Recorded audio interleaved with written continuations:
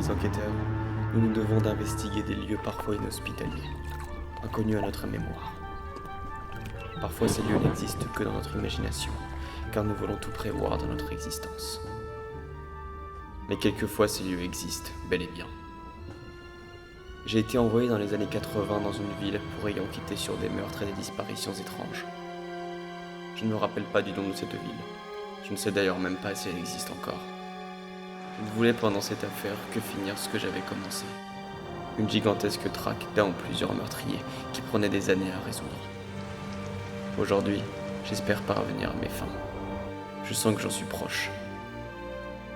Il y a quelques soirs dans cette ville, des cris, des appels à l'aide qui semblent tomber aux oubliettes. C'est macabre. Ce dossier que je traite, nous l'avons nommé le Corbeau Noir. Un ou plusieurs meurtriers introuvables, tapis dans l'ombre, agissant comme des oiseaux furtifs. Je côtoie le désespoir ici, la mort aussi. Des cadavres dans des hôtels et des villas de rues adjacentes. Cependant, j'ai des suspects. Luis Banco, banquier véreux et soupçonné d'escroquerie et de meurtre de sa propre femme. Hugo Bates, un maître et gérant d'hôtel très étrange et associable qui semble, de par son allure, fausser son apparence. Enfin, Ivano Wazate, un chef de gang reconnu et soupçonné de multiples assassinats commandités. Je ne sais jamais si une enquête n'est pas ma dernière à chaque fois. Je ne sais où je vais, ce que je fais ici. J'ai l'esprit torturé. Je n'arrive plus à vivre correctement à cause de toutes ces enquêtes dont je n'arrive pas à mettre un terme. Je sens que la fin est proche, que cette enquête touche à son paroxysme.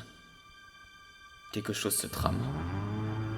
Je le ressens lorsque j'entre dans une scène de crime. Tout est très singulier et familier. Je revis les mêmes scènes chaque jour de mon existence dans ma tête. Et puis un jour, enfin, ce cygne, cet animal si majestueux, se dressa devant moi, apeuré par ma présence. Il ne faut pas que je le laisse partir. Car si je le fais, tout est fini. Je retourne à mon point de départ. La boucle reste. Je n'en finirai jamais.